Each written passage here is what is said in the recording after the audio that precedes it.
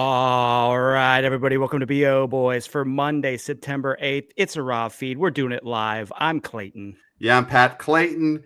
It is officially the beginning of Star Member. It is our star-studded September. Almost every episode this month, we are going to have huge box office stars as guests on the show for Star Member. We're starting off with a director of a brand new movie this weekend. He directed a movie that is now his highest grossing movie of all time after just one weekend. So, everyone, give it up for the director of the threesome. Chad Hartigan is here. Chad, welcome to the BO Boys. Thank you, guys. I think that's more an indictment of the box office grosses of my previous films than a ringing endorsement of the box office of this one.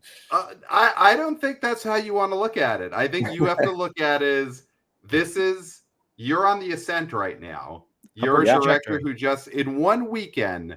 Did you in this weekend with the threesome grossed over, what is it, five? We're gonna go through all these, but grossed over $500,000 in one weekend. Is this bigger than all of your previous movies combined? Yep. I think it accomplished that in one day. Wow. So what do you attribute that to, this gigantic box office take that you had with the threesome this weekend? Is it your name value as bigger than ever? Would you say it is your stars? Or is it the fact that you are promising a threesome on screen? What do you think got people to make this the number 13 movie at the box office? I think that the title certainly didn't hurt. Although maybe it did. Some people maybe were like, I'm not seeing that. But the title probably did some heavy lifting. And yeah, the cast. I mean, Zoey has a lot of fans in the rom-com sphere. Jonah has his fans from Little Mermaid, and Ruby has her fans from Bottoms. So three separate groups that hopefully all came out together. So would you say that's a threesome of fan bases? I would, yes. So I would say, go ahead. No. Go with that. What would you say there, Chad? No, nothing. So Zoey Deutch in this movie, she is a star. This is a real star-making performance from her, in that she could say she took a director to, again, in one weekend, gross more than all of his other movies combined. I think that is a big feather in her cap that she should bring to meetings. She's meeting with meeting for big parts this week. She could say, I just opened Chad Hartigan to his biggest box office weekend of all time. Yeah, she might say that after she says, I recently worked with Clint Eastwood and Richard Linklater. Maybe she'll eventually get to talking about being the highest grossing Chad Hartigan movie. But here's the thing about this Linklater movie. It's going to have no box office. None. We beat it. You beat it. You already beat it. Linklater, go sit behind me. Yeah.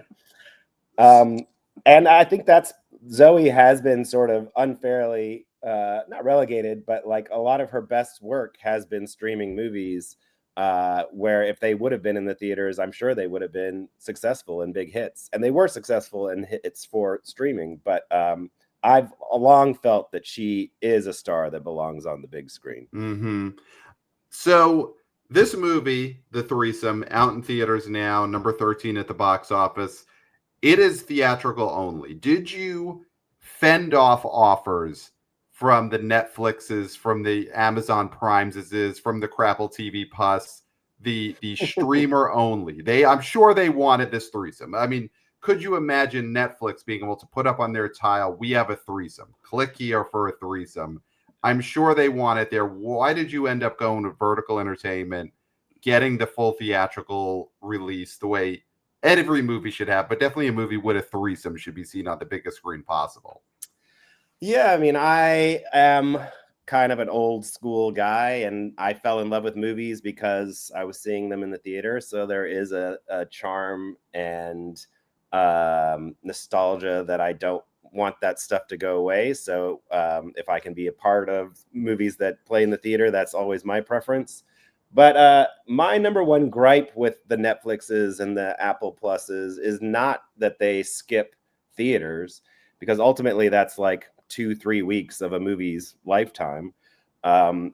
My gripe is the exclusivity, and if you don't have that service, you just never ever get a chance to see that movie. And if it's released by Vertical, it's in theaters for 3 weeks, but then forever. It could be on an airplane, it could be in your hotel room, it could be on TV. There might be a DVD at the library.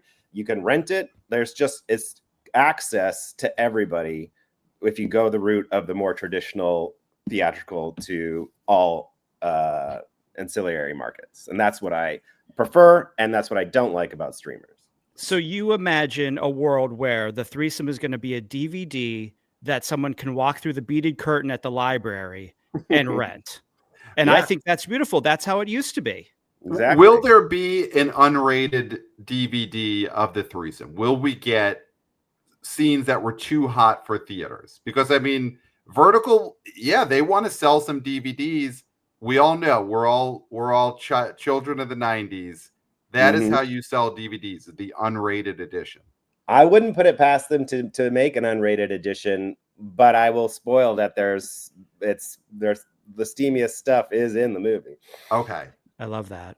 Great. I love to hear that. But you can still put caution tape on and then you could also just splice more F words over that. Like have Zoe come back for a day, or she could do it at home and just over a Zoom, just say a few of the F bombs. Yeah, for sure. And it's, we already have a blooper reel in the credits, so we can love it. There's will be a blooper reel on the DVD. We won't have to bleep those. Yeah, we'll see. Drunken director commentary. Everyone loves that.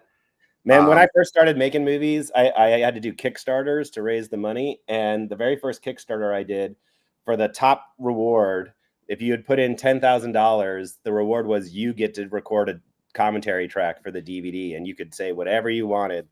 And nobody took it. I was real bummed about that, because the movie got made and it was successful and it had a DVD. So someone lost their opportunity to have a commentary track on a real DVD.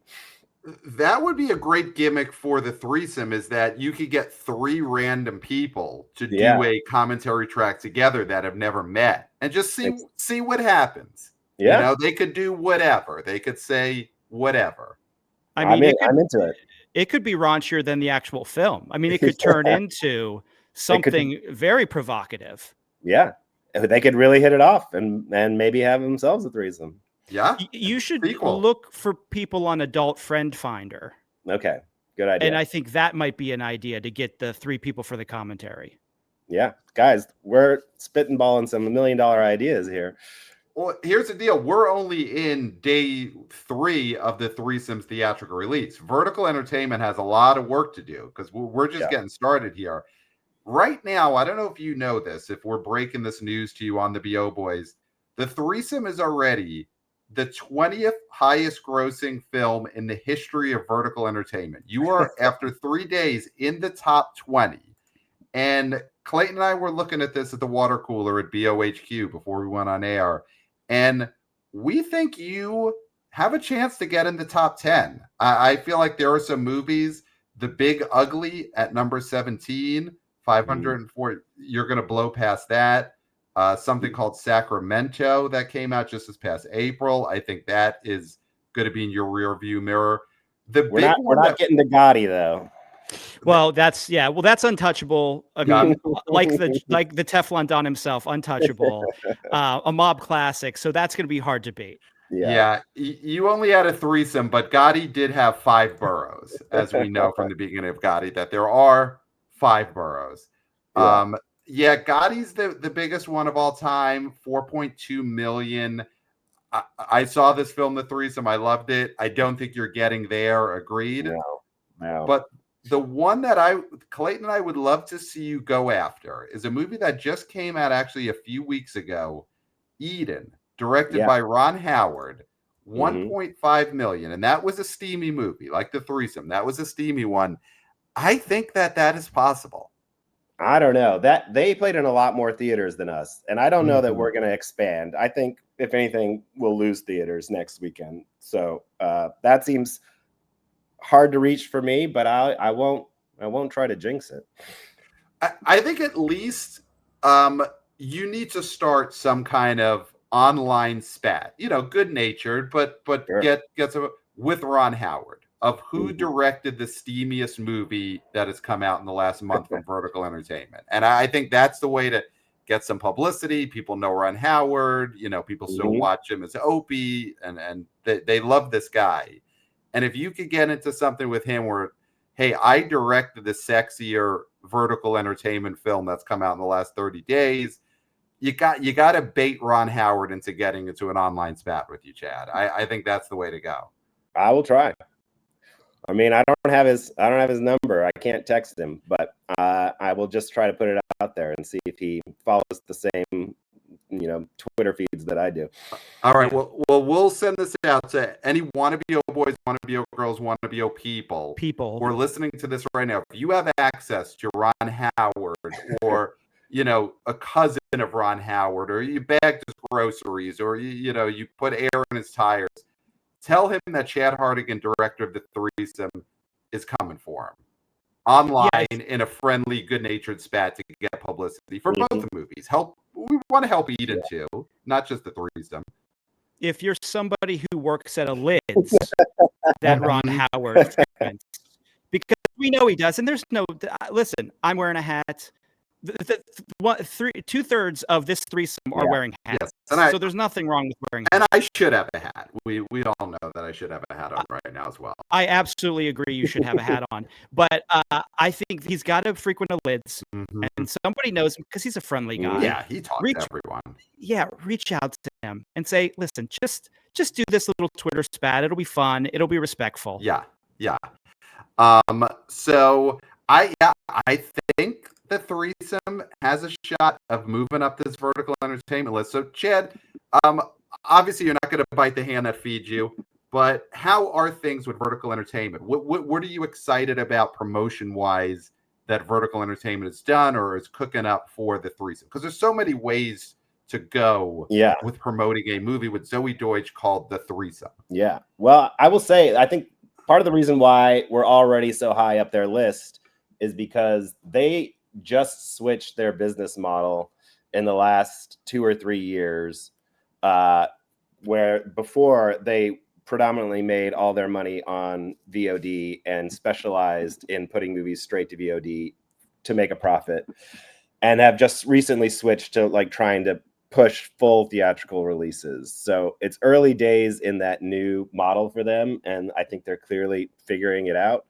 But I'm just happy to be a part of that and support that. And we got, I just came back from New York where we had our premiere, and they had a lot of fun swag. They had these matchbooks that said The Threesome, but when you open it up, there weren't matches, they were condoms. So there you go. Love it. Piece of swag some people got.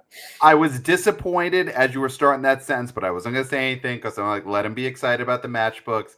And then when you said there were condoms, nailed it. Yeah. That's okay. They did good there. Yeah. And they got a good promotion with Fandango going, where if you bought 2 tickets, you got a third one for free, trying to encourage your third to come. I liked that. I thought that was cool. It. Yeah. Love it. So have they gotten into the actual online sex space, or the sort of the dating apps where people are looking for threesomes? Yes. They did a big deal with, I don't know. I don't know if they did Field. They did a big deal with Tinder, and which I don't have, so I never saw. But apparently, Tinder users were getting some threesome stuff. I don't know if they did Field. Is that what it's called? Is that what you said? That's the one. That's the one for the people who are really looking for something out there. Yeah. Now, of the three of us, I'm in a relationship. I have my loving wife. Chad, right? You're in a relationship. Clayton is out there. He is out there, single and looking to mingle. So, Clayton, have you seen anything on any of these various apps and back of newspapers that you go through for your dating life? Have you been seeing anything from Vertical Entertainment? Any sort of maybe fake bots that you thought you were chatting with on a dating service that turned out to be a promotional fake person for the threesome? Anything like that out in the world for you? Well, it's not on Plenty of Fish, which is my main one that I'm still loyal to. Yes, even though that and Coffee Meets Bagel. Those are your big two. Absolutely. It's there's you can hear crickets a lot of times on those apps, but the other one that I do use sometimes is Hinge. I don't think there's anything on Hinge. But I mean, I would be susceptible to this promotion because I am lonely and lovelorn. Right. And if a movie that's promoting a studio that's promoting a movie were to message me and give me a like, I would jump on it. I would be in a relationship with that movie promotion bot as we speak. Yeah. But I was not lucky enough to have that happen. But now, I will download Tinder tonight and swipe until I get that promotion. Yeah. So, and then report back. I absolutely will. And I'll invite you to the wedding. You'll be the best man at the wedding because you made it happen because it's your movie. Yeah. I mean, there's a whole movie about Bumble coming out. I imagine they'll be all over this. Yes. So this movie being such a huge hit, and we of course are going to get to the other movies that did okay the box office, Conjuring Last Rites, we are going to talk about that. But you've directed your biggest hit ever with The Threesome. Zoey Deutch is out there going around town saying that this is, biggest movie of the year for her. She's leading every meeting with talk about The Threesome. What is next? I mean, is it time to jump up now that you've directed this hit indie?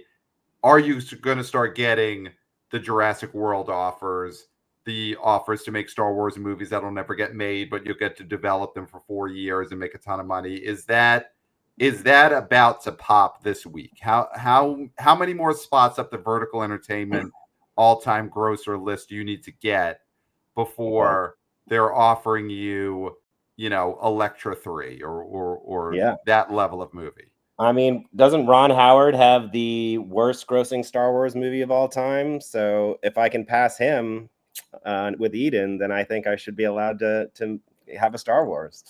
I love it. I love it. He's jumping right on it. This is not an empty threat. Hey, Chad Hartigan is starting. Ron, that was not an attack. Those are facts. Yes, the numbers don't lie, and you know this. Yeah. Oh, I love it. This is going to be huge. This is Vertical Entertainment has to jump. You got to clip this part of the BO Boys Vertical Entertainment, get it out there immediately, send it to all the trades. Chad Hartigan takes a shot at Ron Howard, lowest grossing Star Wars of all time. It's just the facts, he says. This is going to be huge. So and Chad, we know we've only got you for a few more minutes, but we want to get your thoughts on the big story this weekend. So Clayton, could you just give us a special star member plow for the box office weekend of Friday, September 5th? Give us that top 5 for the weekend. Number 1, The Conjuring Last Rites made $83 million in its first weekend of release. Number 2, Hamilton made $10 million in its first weekend of release. Number 3, Weapons made $5.3 million, down 49%. It lost 132 theaters. It's at $143 million in its 5th weekend. Number 4, Freakier Friday made $3.8 million, down 44%. It lost 350 theaters. It's at $87.8 million in its 5th weekend of release. And number 5, Caught Stealing made $3.2 million, down 59%. No theater change. It's at $14.9 million in its 2nd weekend of release. And that is your top 5. So let's get into it. Number 1, The Conjuring Last Rites, $83 million. Now, Chad, you're a movie director. Biggest movie of your career just happened. But the reason you've been connected to us is that you worked in the box office industry. You worked with Jeff Bach at Exhibitor Relations Co. So you're not just a movie director. You are a box office guy. Yeah. This Conjuring Last Rites, $83 million. Did you see this coming? Because I got to say, the BO Boys didn't exactly see this coming. We weren't wrong because we're never wrong, but we didn't see this coming. How shocked are you at this 83 mil? I would not have predicted that either. And by the way, I did work at Exhibitor Relations where predicting was the job. And it was the greatest job ever because when you were wrong, you just could have been like, well, who could have predicted that? Like, you literally cannot be wrong. There's just surprises that happen. Right. Never so I would have been short on this one because when you are predicting the box office, the main factor you're looking at is past performance, and the other Conjuring movies did not make this much, so there was no reason for me to believe that this one was hitting any harder, but I guess it was. Yeah. Going back to threesomes, I don't know if you're looking to sequelize this movie, other threesomes, the next movie would be a foursome. That's the logical sequel. Obviously, yeah. Well, he's going to go by the human centipede, sort of. Just keep adding people. Yeah. When you look at the Conjuring Last Rites and just how giant horror continues to be, is there a way you could meld those? I mean, could you get a haunted doll? Could you get a nun in one of these threesomes, these foursomes? I feel like that's the way to go as you broaden this franchise, and it will be a franchise.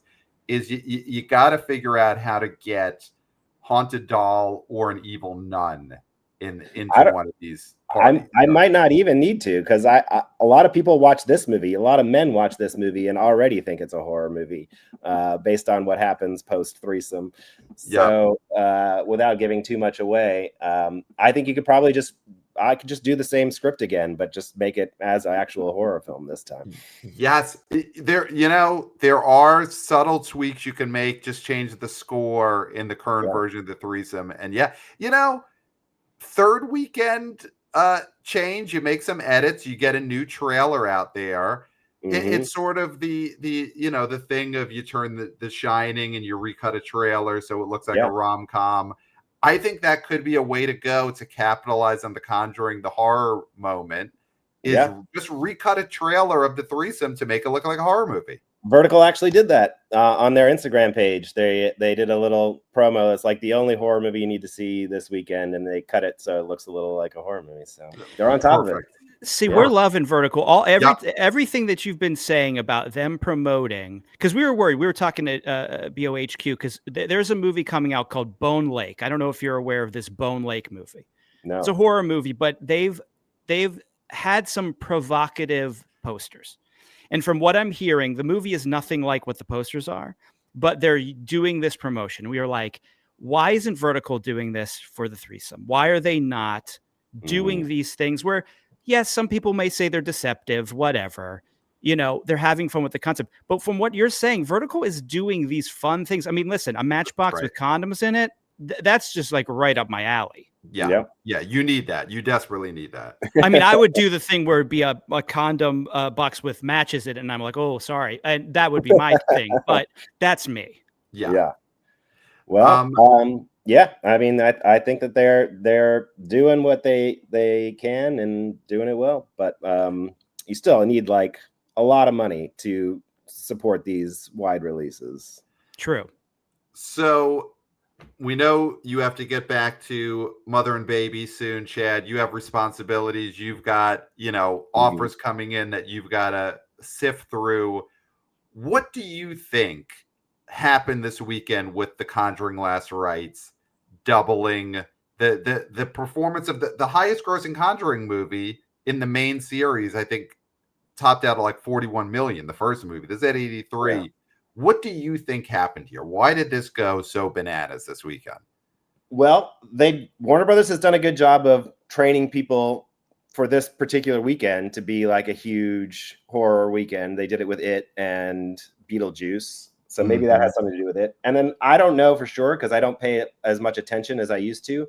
But is this the first like horror franchise title in a long time? We've had a lot of horror and we've had a lot of hit horror, but it's been original stuff mostly. What was the last like big franchise horror movie that came out? And I think it's been a while. It's been probably Bloodlines, right? Final Destination Bloodlines to kick off the summer. Yes. And then I mean, you were right. You said Weapons that's an original. So probably Final Destination Bloodlines in May is the last franchise. Of course, there was Megan 2.0. Which is not a franchise. It was, yeah. It has not become a franchise. It had a failed sequel, which does not create a franchise, unfortunately. Yeah. I mean, I kind of feel like this summer was lighter on like fourth sequels, fifth sequels. Like, I mean, there was Mission Impossible, but for the most part, which I'm not complaining about, we had like F1s and Supermans and things that were, and weapons and things that were breaking out as original hits. So maybe people were just like, oh, finally something that I know I've seen before and I want to go to. And that would be my best guess.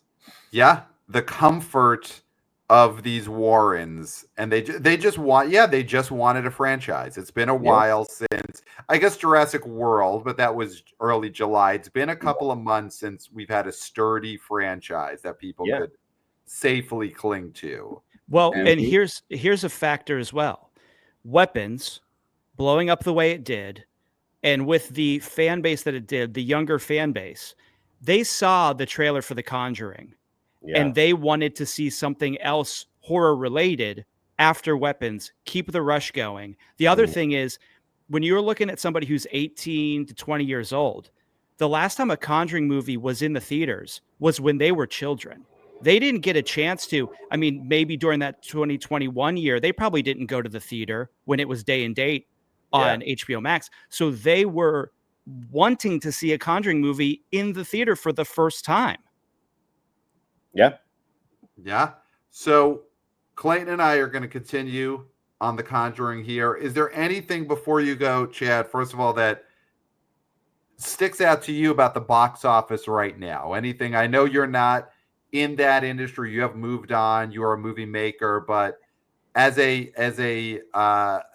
observer of the box office, any other stories that you just wanted to get out there to the wannabe boys, wannabe girls, wannabe people? Well, I mean, I can stick around for a few minutes if, I don't know if you guys allow yourselves to jump around. Let's jump around.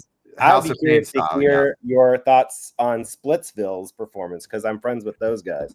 Okay. And, so what do you think of how Splitsville's doing? So I was going to say, it's interesting to hear that you're friends, because Splitsville came in right ahead of you from Neon. That's number 12. And I was wondering if there was some kind of rivalry there, that we've got two indie sex comedies in the market at the same time. But okay, so you're on the same page. You're helping. You're rooting for each other here. Yeah, I mean, I wouldn't have scheduled us that way, but that's how it went. And I considered doing like a little promo on my Instagram, where if like someone could show me that they got ticket stubs for both movies over the weekend, that I would like send them a prize or something. But then I realized, like with A-list, that's not that hard to do. Like people can just, they don't even have to go see the movies. You're opening yourself up to professional scam artists there. Yeah, you could lose that house that you're sitting in right now if you would have done that. But I wanted to help promote and do something fun, because I've been friends with those guys for a while, and I'm a big fan of that movie, and I like what they're doing. But I mean, do you think Neon's? How do you feel about Neon platforming that? That's because that could have been I thought that could have been a wide release movie, straight out the gate. It has. I mean, you also have a star in Zoey Deutch, but Splitsville has a star that kind of had a hit just a few months ago. It's a Dakota Johnson movie. So I think I agree. They feel like Neon could have done more. I've definitely seen that trailer on YouTube a lot, but otherwise it has been quieter than you would have thought from a Dakota Johnson movie coming right after what is the movie that Materialist, of course. So yeah, I think they kind of underplayed that, and Neon is a pretty big indie studio. So I think your buddies at Splitsville, I think they should be calling up Neon and say, what are you guys doing? We got Dakota Johnson in this movie. Let's get some ads during the NFL. Let's do it. Now, of the two movies, though, Splitsville in the title is promising a split. You're promising a threesome. Yeah. I do wonder if you're an audience member, again, you're looking to have a good time. It's tough out there right now. You're going to be more inclined to want to see this threesome than you are to see a bunch of couples splitting up. Yeah. I mean, but the honest truth is a lot of threesomes that people have in real life end in Splitsville. if we're being honest. Everybody thinks they can do it. Not everyone can do it. So, but I do agree with you too. I think, Dakota Johnson, we saw this summer, she was a driving reason why people went to see The Materialist. And the fact that this movie is doing what it does, I mean, it's a smaller movie for sure, but I do think it could have done better, especially with Neon's ability to, penetrate. Yeah. Which at this moment is it's better at penetration than vertical, but that is changing. We're seeing. Yeah. No, it's much better penetration than vertical as of now, for sure. I wonder if they saw the success that Friendship had platforming and then going wide slowly and thinking maybe that would be the route they would take with this. But yeah, it's a good movie. People who haven't seen it should go check it out after they see the threesome. Of course. And you know what? I know you're feuding with him, but then people should go see Eden and do a threesome of movies on the same day and just really get yourself worked up. And then everyone else get out of the way after whoever this is has seen Eden, Splitsville, and the threesome all on the same day. Yeah. But I think that there's a lot of movies out there right now for people looking for sex comedies and just for straight up pervs, which they need it. They do. So pervs have disposable income. Yes, absolutely. They're often by themselves. Yeah. So it's a good time to be a perv right now. So I'm very excited for all of us. So anything else that you want to let our listeners know about the threesome this week? It's going to be still in theaters. You said it may end up losing a few, but it will be in theaters this week, right? Yeah. I mean, it'll definitely be in theaters through Thursday, and then hopefully keep as many as they want. But I don't know. There's no guarantees. I don't know how they booked it, and so if you are interested, go see it this week. Don't delay. Great. I did see this movie last week, and I will say I went to a late showing. Went to a 10:30 showing, and it was me and two other guys in the theater. Perfect. So it was perfect. Yeah. It was. I was the last one to walk in. I got in right during the last trailer, and we were sitting spaced out, and we all nodded. We're like, "Yep, it worked out perfectly." I love it. So now, Chad, will you come back to promote the downstream releases of this film, the DVD with these special features? If it happens, we would love to have you come on and go through these special features and what Vertical has done with these. For sure, I will. I don't know when that might be, but when it does, I will be here. Awesome. All right. Well, thank you for having me. Of course. Thank you for joining us, Chad Hartigan, director of The Threesome. And ex-box office analyst.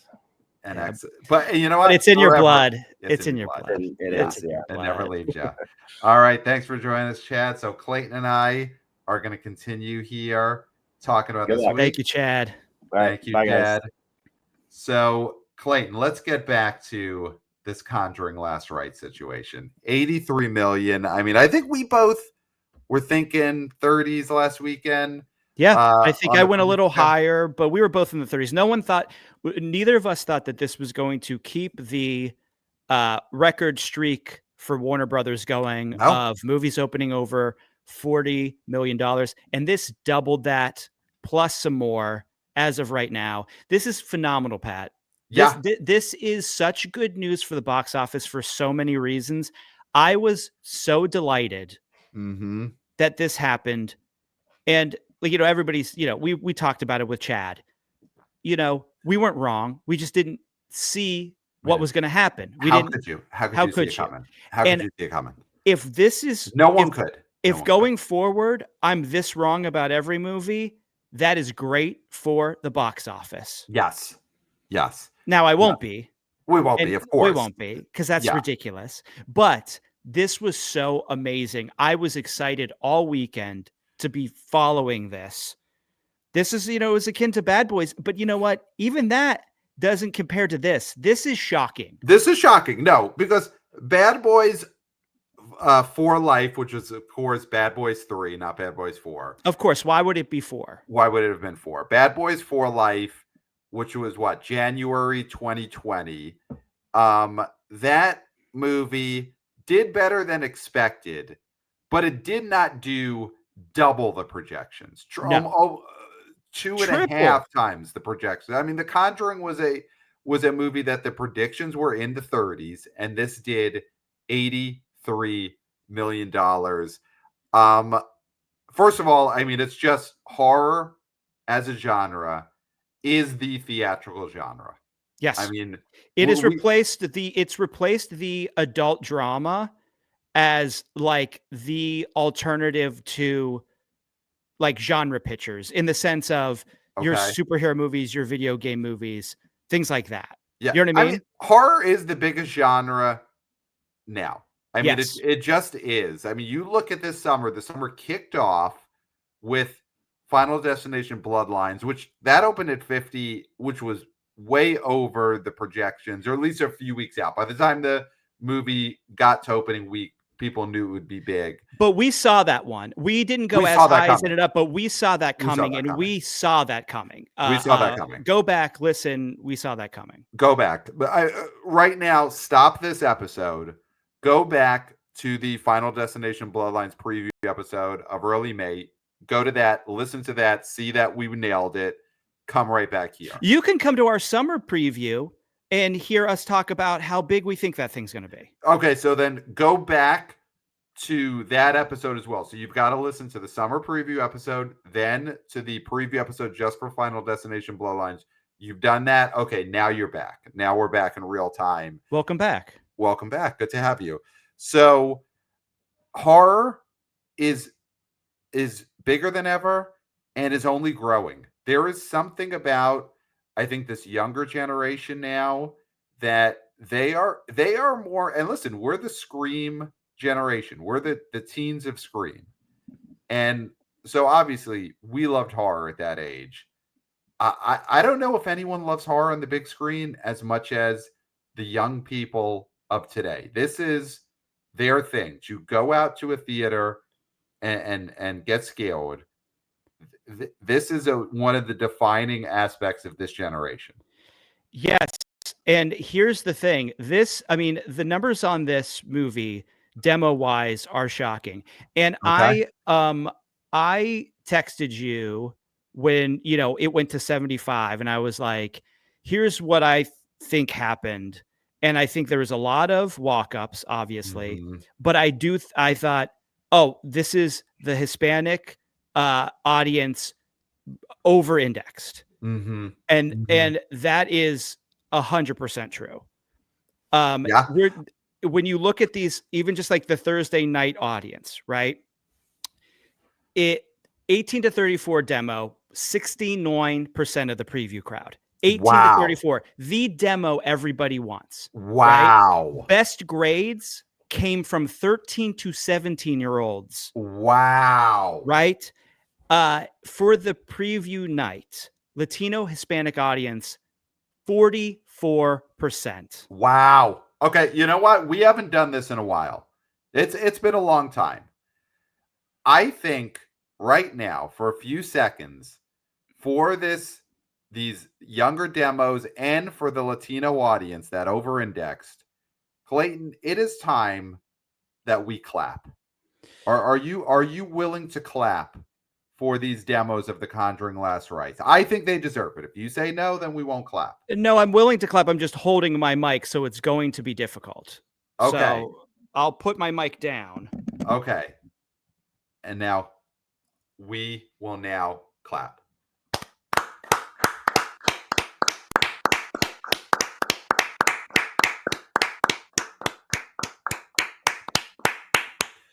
Wow.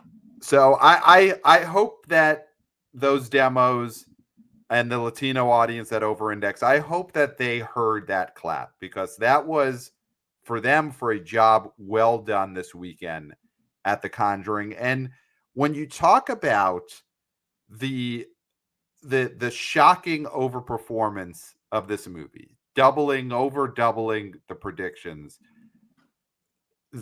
we always talk about it, the audience that doesn't want to be tracked. Yes. That doesn't buy the tickets way ahead of time. That doesn't respond to surveys, surveys going out. Are you going to go see The Conjuring? And the audiences maybe didn't respond, and then they went out. And not going to speculate why, but it seems like there are demos that we see over-indexing right now that are going to buy their tickets at the last second, but they do not want to be tracked. And I think that's what makes something like The Conjuring harder to predict. And that's fine as long as you're going to buy your tickets. And you know what? I get it. If right now you don't want to be tracked, you don't want your whereabouts known days ahead of time, we get it. If you don't want to go on Twitter X, and say, just got 2 tickets to The Conjuring Last Rites for Friday, 7 p.m. at AMC Burbank. Right. Well, and here's the other thing too. And that's why there are elements out there that are making it difficult for the box office prognosticators, because they are always trying to find out where people are going to be in a way that is not good for those people. And because of that, they don't want to be tracked. They don't want to buy tickets in advance. And that makes it tough on the BO boys and on Jeff Bach and on Scott Mendelson for predicting box office. That is what happens when you're going out there giving people a hard time, is then they don't want to be tracked for movie ticket buying. And then it makes our predictions that much more difficult. And that is something people are not talking about right now. Absolutely. And the other fact I think that's interesting, and I mentioned this while Chad was on the show, is that we are now figuring out with the young demographic, what is a musty franchise and what is a franchise they want to see. Bloodlines Final Destination could have been a musty franchise. We had the feeling, because we love these movies, we knew that this would translate really well for young kids and teens and tweens. So we predicted that this would be successful. To me and you, I don't know how you feel. I was never a Conjuring fan. I didn't give 2 snaps about The Nun. Listen, I respect possessed dolls. I think they have a right to exist and do whatever they like to do. I'm not going to bang on your glass case. I'm not going to laugh in your face because you're a tiny doll and I don't think you can do anything, because I don't believe that. I think that you have so much power. So I am not going to speak ill of Annabelle. Yeah. But it was just not our franchise. And it could have been musty because we didn't know, because of that last movie and because of the history of the spinoffs doing better than the original franchise. We thought, oh, this will do well. 35 would have been great. 36, 37 for this movie would have been great. In the entire history of the Conjuring verse, only one movie has ever hit 50 million, and that was the first Nun. Yeah, and the Nun's not in this. Maybe an Annabelle, actually. Let me check. I think Annabelle did really well too. There is an Annabelle that hit. The highest opening weekend ever was 2018's The Nun, hit $53 million. And there was an Annabelle that did 37. Annabelle Comes Home only did 20. So yeah, we definitely could have thought that the Conjuring franchise was a musty franchise, that it was an Indiana Jones situation. Absolutely. Now, I think I mean, we knew Indiana Jones, but we knew Indiana Jones was musty. Like, I think there's a few that are going to be. Patrick Wilson is looking much better than Harrison Ford right now. True. But like, this was a question mark. I do think it has to do with something I said earlier, that this. But Harrison Ford doesn't look much better than the Nun. They're kind of at the same level in terms of, what their face looks like right now. But the Nun hasn't done a Crapple TV Plus show, and good for the Nun, because they know to stay special. And Harrison Ford does not care about being special anymore. I think maybe his weed habit has gotten out of control. I don't know. But I don't know anything. The Nun has kept her habits in check. Yeah. She knows where to put her habit, which is on her head. Yes. So I think that this is a franchise that kids have seen around, and they grew up with these movies and didn't get a chance to see any in the theaters, and now they want to. And then there's an older demographic, because the other demographic that this did really well in was 45 to 55-year-olds, which I'm in, but you're not yet, but I'm sort of on the cusp of that. Yeah, you're in it. I'm younger than that. Yes. Yeah. But we graduated all of our schooling the same. Check the Pennsylvania laws. Listen, check the Pennsylvania laws. Anyway, I think that this is a maybe franchise that the squarely millennial people like don't really care that much about. But the older folks, this is a meat and potatoes franchise that they love, because there's older protagonists, which people like to see. And then the young people are like, yeah, give me all the scary stuff, because that is our genre. We love video game movies and we love horror movies. And that's what we're going to see going forward. And the weapons aspect cannot be overstated. The fact that Weapons did so well, and that trailer was at the beginning of every showing. We see this, and we've seen this before with Warner Brothers. You have to put movies in the theaters so people can see trailers for other movies and go see movies. If people don't understand that now, if Crapple TV Plus doesn't realize how stupid they're being with something like with them not putting their movies in the theaters, when they could have put trailers before F1, the biggest earner for Brad Pitt, one of the legacy movie stars that is still getting butts in the seats, you could have drove business for whatever you put out next. And they didn't do it. We've talked about this movie, The Lost Bus. Yes. There should have been trailers for it. It is a vehicle movie. It is stars behind the wheel of a vehicle. They had F1 playing all summer, huge overperformance. Lost Bus trailers should have been in front of F1 all summer long. Yeah. And that movie then, because it should be going wide theatrical next week. More to come on that. I will say I've seen this film. It should be theatrical. More to talk about on that movie, but that movie should have been set to be going wide next weekend for a long theatrical run. So with Pat, trailers in front of F1. Pat, when I say car, what's the next vehicle you think of? Bus. Of course. And everybody in America. I'm not going from car to boat. I'm going from car to bus. Of course not, huh?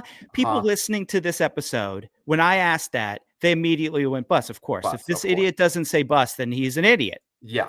And I preemptively called him an idiot, which is rude for me to do in my mind. But it's fine that they do that, because if I would have said anything other than bus after car, then that would have been true. Obviously, it's not. I'm very smart.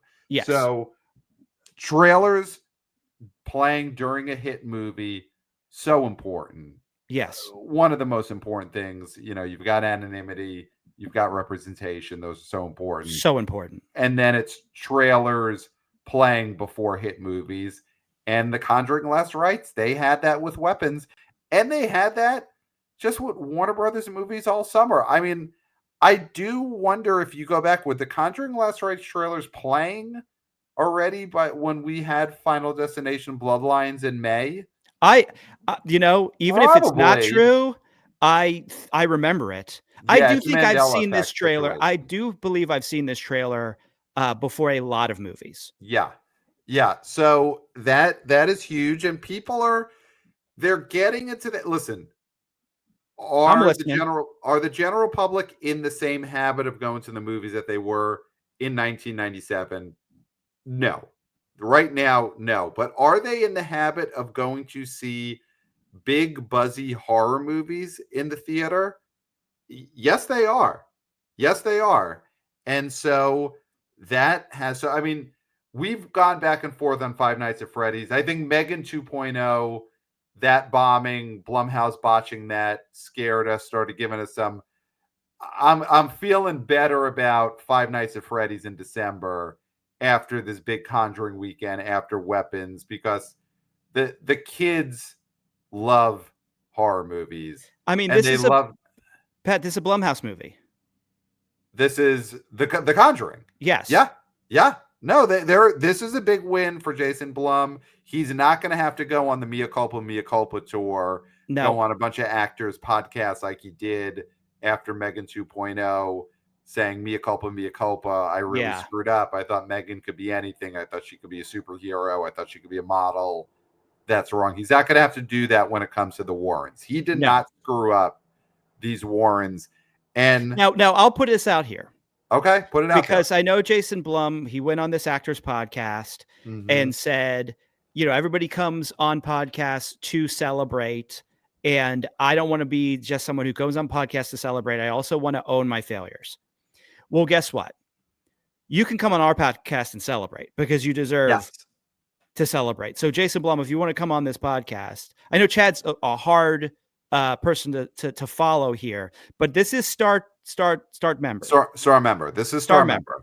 Yeah. And so Jason Blum, I would say, is a star in this realm where we reside. So if you want to be part of star member, come on and crow because you deserve to crow about this. And we will give you the space in which to crow. Yes. Not eat crow. You're crowing. You're crowing. Yes. Eating crow is bad. Crowing is great. And that's what you get to do on the BO Boys. That actors podcast, that's the perfect podcast for people who are suffering a major defeat to go on and cry and whine and go do that on that actors podcast. It has a very sad sack vibe. Yes. But on the BO Boys, come on here and crow. So Jason Blum, he could come on the BO Boys and crow about Conjuring Last Rites. And we briefly mentioned them. We have to say the names of the stars of this movie, the stars of this franchise. Patrick Wilson, Vera Farmiga, good for them. Are they movie stars in the sense that they play lawyers? People are going to go, it makes $80 million. Probably not. No. But Patrick Wilson, he's a real scream queen. I mean, he has got multiple sturdy horror franchises. And are we at a point where years from now, because he looks great. Yeah. When Patrick Wilson's tombstone is being carved, is it Scream Queen on his tombstone? Is that how he will be remembered? He is a horror guy. Oh. Or is it Handsome Everyman? What are you carving into Patrick Wilson's tombstone someday? Scream Queen or Handsome Everyman? Oh, that's a tough one. I mean, we're not a TV podcast. No, God, no. We're not episode by episode recaps. We are not doing that. But this show is HBO. It's not TV. It's HBO. So I mean, it might be the girls episode. One man's trash. One man's trash. I mean, that might be on. I think it's. I'm not sure the episode number, but the name of it is One Man's Trash, and I do believe that could be carved on his tombstone. All right, well, email us, theboboyspodcast@gmail.com, and you could just do in the subject. You don't have to write us a long email for this one. Subject, it's either Patrick Wilson, Scream Queen, Patrick Wilson, Handsome Everyman, or Patrick Wilson, One Man's Trash, best episode of Girls. Put that, let us know what you think should be carved on his tombstone. Right now, I love Girls. Yeah. It's leaning Scream Queen for me. I mean, $83 million opening.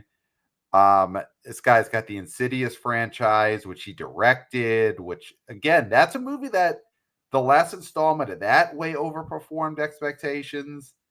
He is the preeminent Scream Queen right now. He is. I mean, I hate to be corrections department. Vera Farmiga. Yeah. I hate to be the corrections department, but the best episode of Girls is, of course, when Charlie comes back and he's a junkie. That is the best episode. So yes, and he pulls out the knife, and the other guy has the gun. That is great. Listen, there's so many great episodes. We're not doing a Girls recap, show. That is not what the BO Boys do. We're not. Although then it's the BO Girls. It's an obvious spinoff show. The title's right there. The BO Girls. Well, it's the H in whatchamacallit. Like it's HBO boys. Yeah, there could be Girls that too. podcast. Yeah, it could be that too. There's several obvious spinoff titles for us to do a girls recap show. But listen, obviously, if the money is there, if the Patreon money is there, if there's sponsorships, then we'll do it. Of course, right now that's not the plan. But yeah, this right here's the thing about Conjuring Last Rites opening to 83. We were kind of a little worried. What's September going to be? You know, September last year, you had Beetlejuice, which was a huge hit, carried the whole month. We've got the Leo movie in a couple of weeks, the Leo PTA end of the month. That's a question mark, though. I'm feeling good. Conjuring opened to 83 million.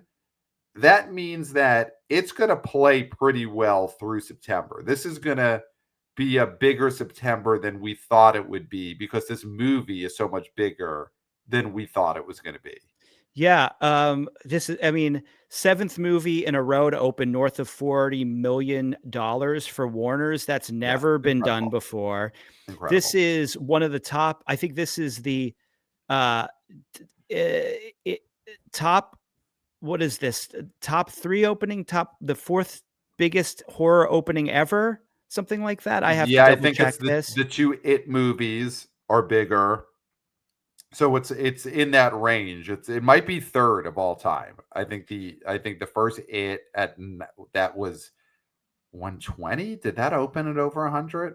It did. Oh yes, it was very big. Yeah. So it's gigantic. It can't be understated what a surprise this is and how big 83 million for Conjuring 4 is. And they did it without the Nun. They did it without Annabelle. Now, I haven't seen this movie. I don't know if they do make surprise cameos, but this wasn't a Conjuring Last Rites Avengers style movie where they were promising. This was not Conjuring Doomsday, where the whole thing was, here's the chair with the nun, and now we pan, and the next chair, the name of it says Annabelle, and the next chair says La Lorna. This was a Conjuring Part 4 that was just promising you the Warrens are going to fight another ghost, and it opened bigger than ever. So this franchise still has that trick up its sleeve someday, where they finally do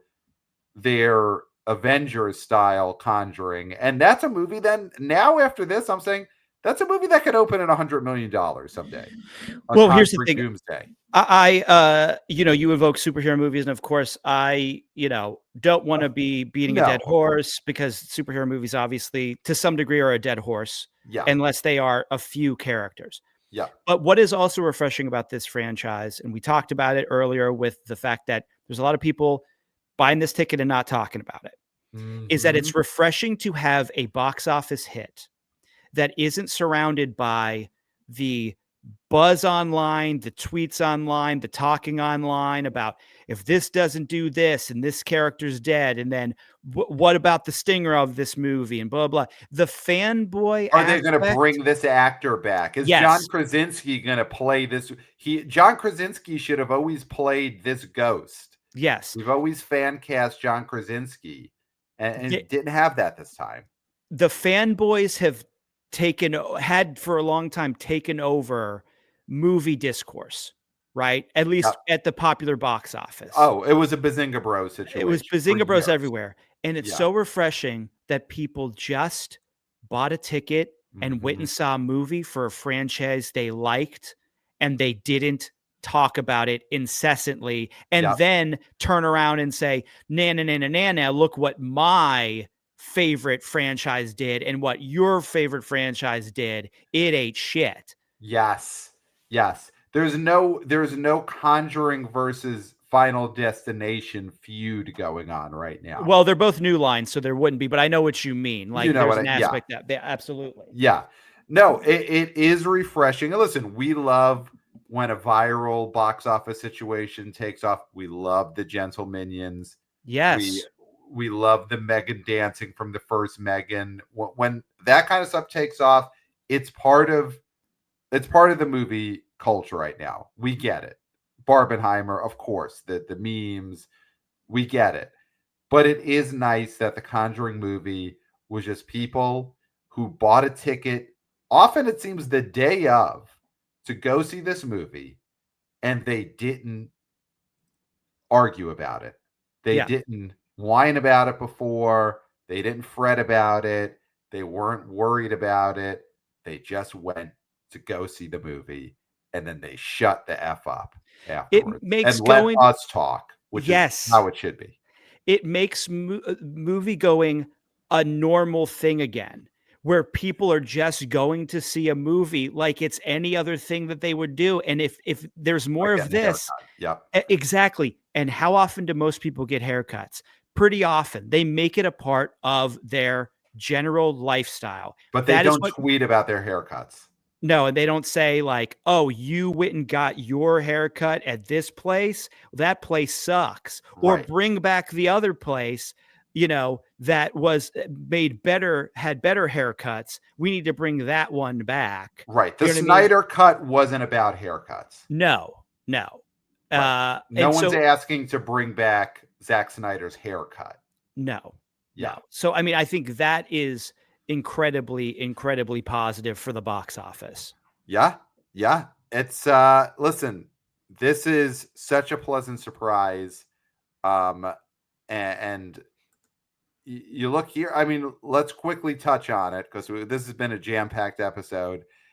On a much lesser scale, I will say Hamilton 10 million, this is a win because this is a movie. We didn't think it was going to do 10 million. I thought the era was over, the Parks and Rec era, but bacon socks. Yeah, bacon socks. Well, here's the thing. Mustache tattoo on your finger. You went through the demos of Conjuring Last Rites, and the millennials underperformed Conjuring Last Rites. That is because the millennials were at Hamilton this weekend. They were at the Disney Plus live stage taped version of Hamilton that had been on Disney Plus for the last 4 years. The millennials went to go see it in theaters. It made $10 million.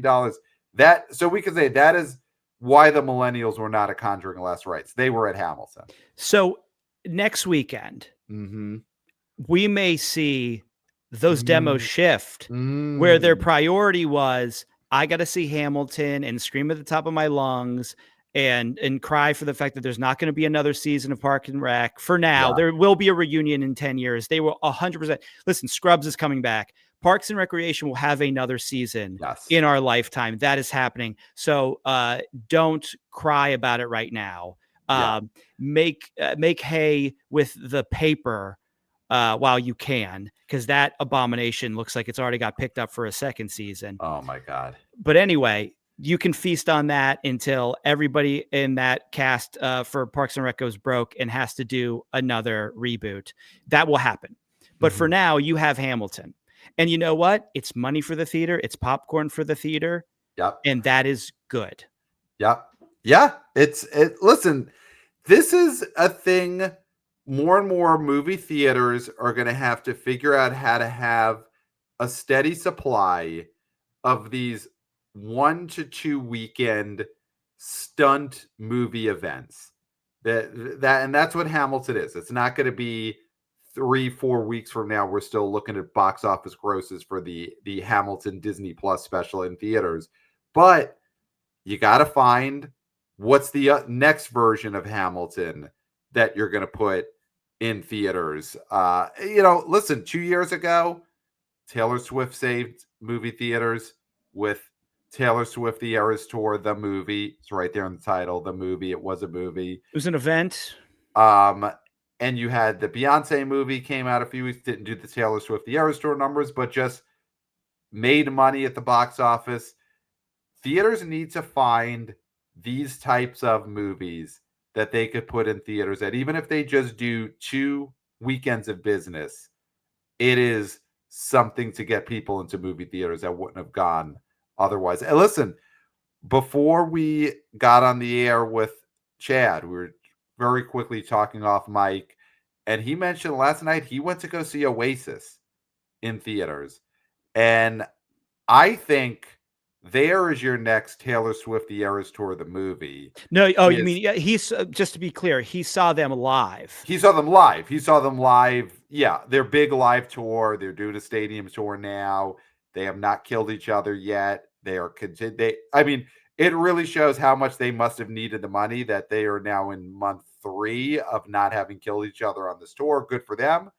To me, that is a slam doink of a film one of these stadium shows and put that in movie theaters. I think that is a concert film that could do 25 million opening weekend at the box office at some point. That is what theaters have to look for. Yeah. I mean, they're trying it with Dude Perfect. Yeah, maybe people do love these limited. I mean, we saw last weekend with the Jaws re-release. Yeah, I think that has got to be something the theatrical industry really, really focuses on constantly. Is what are these 1 weekend, 2 weekend stunt events that could make us some money? Absolutely, because we are seeing young people want to go to the theater to see movies. They've been stuck in their houses for too long. They want to go out. They want to have a place. I've said this a million times. Kids still have parents. Everybody forgets. Mm-hmm. They need a place to go that is not their house or their friend's house. Yep. They need a third space, and the theater can be a third space because it's dark and you can do whatever. Do whatever during The Conjuring or do whatever during Hamilton. You know, you got to take your shot. So, listen, great weekend at the box office. I would say nothing else really surprising. I mean, Freakier Friday made 3.8. It's at 87 million. It'll get to 90. I don't think we have to talk about Freakier Friday. Yeah, I mean, listen, it's just going to be an entryway to talking about your thing, and I'm sort of sick of talking about your thing. It's not my thing. All I'm saying is it's going to get to 90, and there's ways where if you tweak that plot slightly, I think it would be at 100 now. How would you tweak it? How would you think I would tweak it? Well, I mean, Jamie Lee Curtis would be in a dog's body unwillingly, and that would be how you would tweak it. And then for you, that would be a plus $100 million movie. I do think since you brought it up, I did not bring that up, but since you brought it up, I do think if you had in Freakier Friday, Jamie Lee Curtis switch souls where her soul goes into a dog's body, that we'd be looking at a movie that would have just crossed $100 million right now. Yeah. Does it have to be that she's in the dog's body unwillingly? If that's how you write it, that's how you write it. Yeah. Well, that's part of the thing. It's up to the screenwriter. It's not my thing. I'm just talking box office, and that is a box office certainty. I mean, obviously, especially if it was, if she's in the dog's body unwillingly, then it's a certainty. And she lets herself down on the carpet. She's not using the toilet. This is not. In this version of Freakier Friday, the dog could only do what a dog's body can do. It cannot sit on the toilet, so it is going on the floor. Yes, 100%. That is happening throughout the movie. Yeah, and then there's shame involved with that. They're ashamed because they're stuck in a dog's body, and then they're also ashamed that they let themselves down on the carpet. Because they know, especially because she is a human being, a woman in a dog's body. She's lived as a woman. She knows that is a shameful act in a way that even dogs don't fully realize. No, they don't. I would say more so than a dog. Letting go on the carpet is the shame is felt, is clear, it's discussed in this version of Freakier Friday. It is on display 100%. Yeah, and that's your thing. Not my thing, but that movie would be at $100 million right now. But this version of it is going to get to 90 million. So good for that. Not 100. There are ways it could have gotten there for sure. And it is a comedy. It is a comedy. That is a theatrical comedy doing well.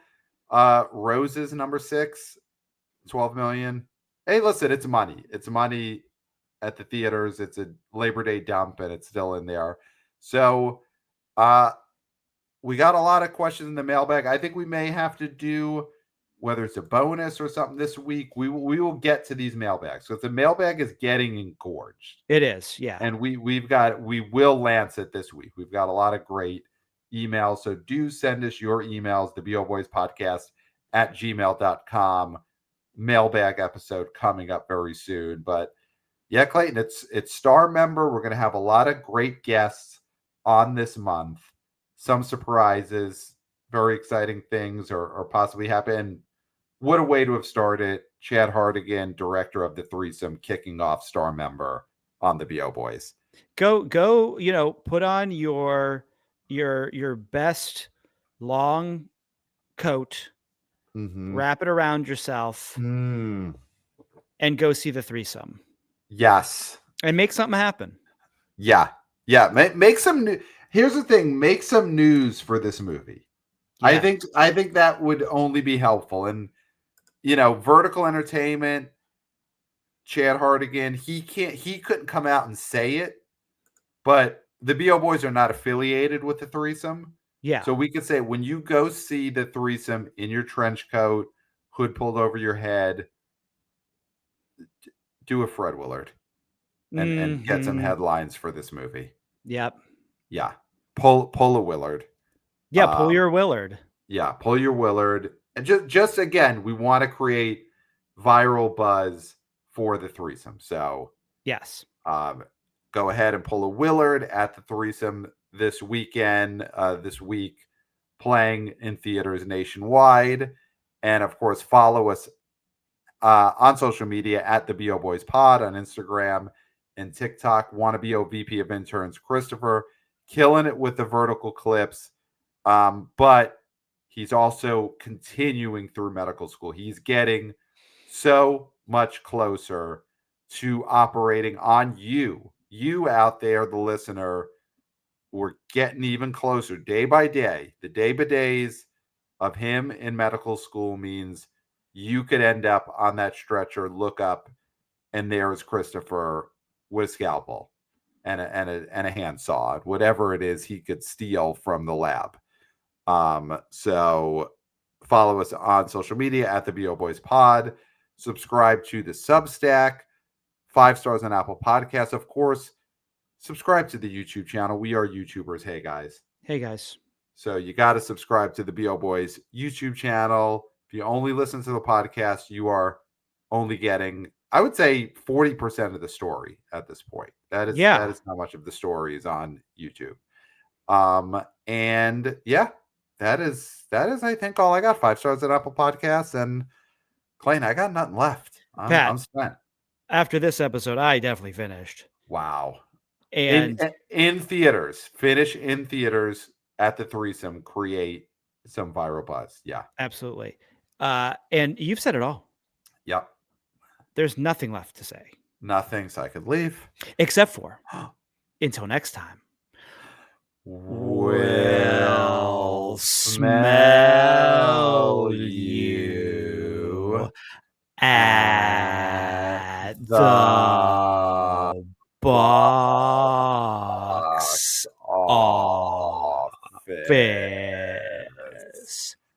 Nailed it.